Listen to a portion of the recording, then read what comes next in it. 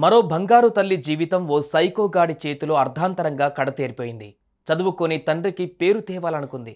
ఎంతోమంది ప్రేమ అని వెంటపడ్డా నో అని చెప్పింది. తన నిర్ణయాన్ని ఎంతోమంది అంగీకరించారు. కానీ ఆ నీచుడు మాత్రం ఆమె సమాధానాన్ని తీసుకోలేకపోయాడు.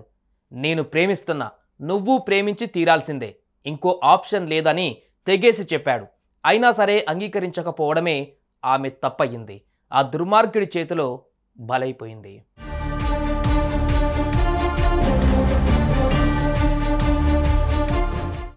నేహా హిరేమఠ్ హత్య దేశాన్ని కుదిపేసింది. కాలేజీ ఆవరణలో అనేక మంది ఉన్న సమయంలో కత్తితో ఆమెపై దాడి చేశాడు. ఒకటి కాదు, రెండు కాదు, ఏకంగా 14 సార్లు ఆమెను పొడిచాడు. గొంతులో కత్తిని గుచ్చాడు. ఫలితంగా ఆమె గొంతులోని నరాలు తెగిపోయాయి, ప్రాణాలు పోయాయి. ఇంత దారుణానికి పాల్పడిన నిందితుడి ముఖంలో మాత్రం పశ్చాత్తాపం అనేదే లేదు. తాను ఓ ప్రాణం తీశాను అన్న బాధ అంతకంటే లేదు.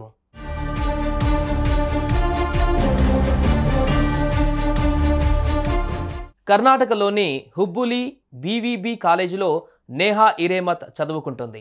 ఈమె తండ్రి నిరంజన్ హిరేమఠ్ ఓ కార్పొరేటర్. ఇల్లు కాలేజీ తప్ప మరేం తెలియని నేహాపై అదే కాలేజీలో చదువుతున్న ఫైజల్ అనే ఓ యువకుడి కన్నుపడింది. ప్రేమిస్తున్నాను అని వెంటపడ్డాడు. లవ్ లెటర్లు ఇచ్చాడు. కానీ నేహ మాత్రం తనకు ఈ ప్రేమ దోమ లాంటివి నచ్చవని తెగేసి చెప్పింది. ఆమె రిజెక్షన్ను ఫైజల్ జీర్ణించుకోలేకపోయాడు.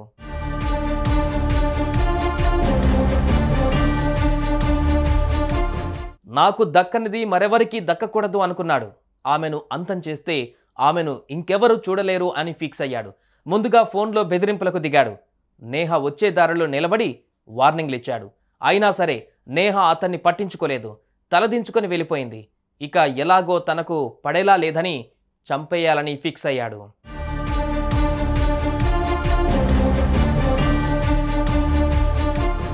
వారం రోజులుగా నేహ కదలికపై కన్నేశాడు.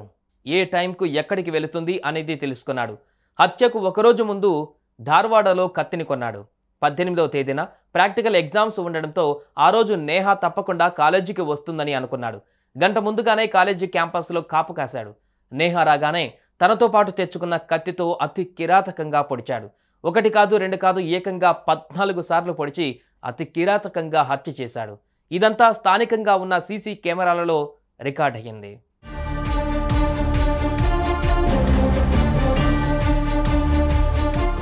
కాగా నిందితుడు ఫైజల్ను పోలీసులు అదుపులోకి తీసుకొని కోర్టులో ప్రొడ్యూస్ చేశారు.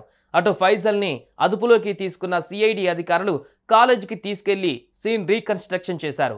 ఎలా హత్య చేశాడో చెప్పాడు ఫైజల్.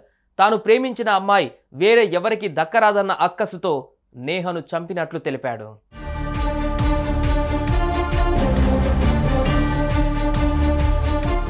ఫైజల్ నిజంగానే నేహను ప్రేమిస్తే ఆమెను చంపడు. అలా చంపి తప్పు చేశాడు. కానీ ప్రేమించిన అమ్మాయి చనిపోయినందుకు బాధ కానీ పశ్చాత్తాపం కానీ ఫైజల్ ముఖంలో ఎవరికీ కనిపించలేదు.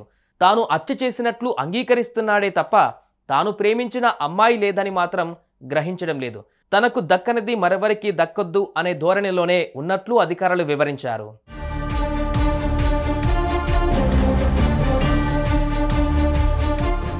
నేహ వయసు 21 ఏళ్లు. తండ్రి కాంగ్రెస్ కార్పొరేటర్. పేరున్న కుటుంబం కావడంతో తండ్రికి మరింత గౌరవం దక్కేలా చూడాలనుకుంది. అందుకే చదువు మీద ఆమె శ్రద్ధ పెట్టింది. కానీ ఫైజల్ అనే దుర్మార్గుడి కారణంగా ఇప్పుడు భూమి మీద లేకుండా పోయింది. నిందితుడిని కోర్టు కఠినంగా శిక్షించాలని అప్పుడే నేహ ఆత్మకు శాంతి చేకూరుతోంది. సుమన్ టీవీలో మీ పర్సనల్ అండ్ బిజినెస్ ప్రమోషన్స్ కోసం కింది నెంబర్కి కాంటాక్ట్ చేయండి.